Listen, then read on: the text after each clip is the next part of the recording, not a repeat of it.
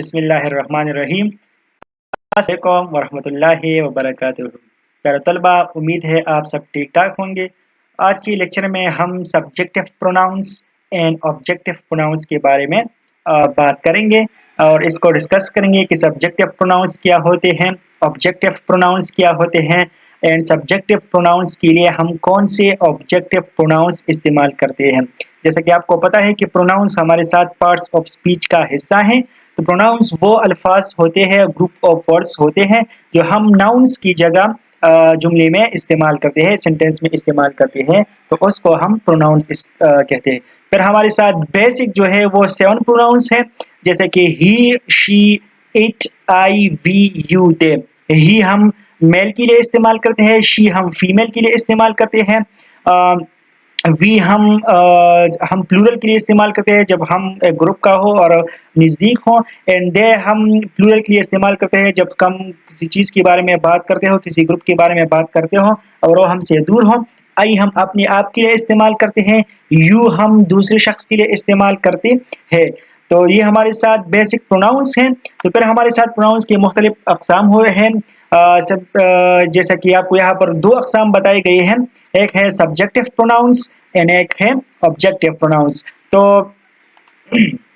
हमारे साथ subjective pronounce, सबसे पहले सब्जेक्टिव प्रोनाउंस पढ़ते हैं कि सब्जेक्टिव प्रोनाउंस वो प्रोनाउंस होते हैं जो सेंटेंस में सब्जेक्ट की जगह इस्तेमाल होते हो, उसको हम सब्जेक्टिव प्रोनाउंस कहते हैं। फॉर एग्जांपल ये हमारे साथ 7 है, he, she, it, I, we, you, they, इसको हम सब्जेक्टिव प्रोनाउंस कहते हैं।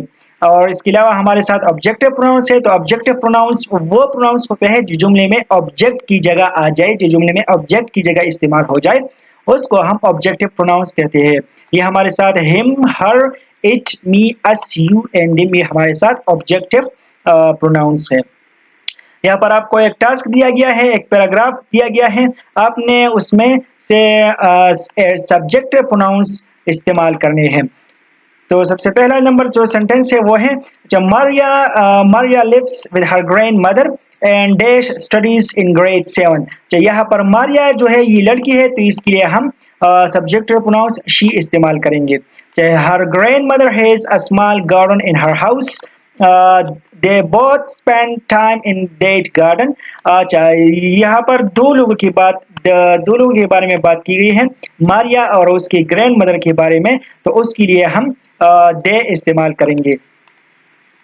अच्छा, Maria's parents are coming from abroad this Sunday. She is dash is planning new for them. तो यहाँ पर मारिया के बारे में बात की गई है, तो मारिया लड़की है, इसके लिए हम she इस्तेमाल करते हैं। Dash have planned a party for Maria's parent. तो यहाँ पर ग्रैंड मदर और मारिया के बारे में बात की गई है, तो इसके लिए हम they इस्तेमाल करते हैं। And Maria's brother Qasim is an intelligent boy.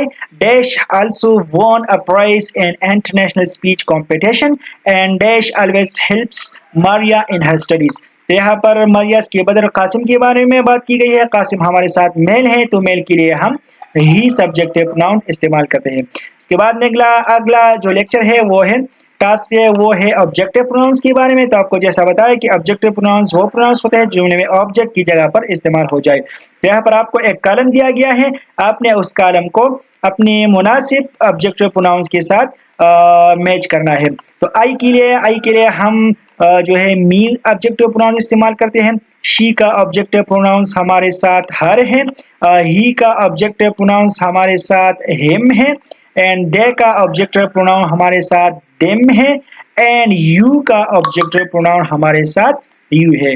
Next lecture के लिए आप अपना ख्याल रखिए। अल्लाह हाफिज।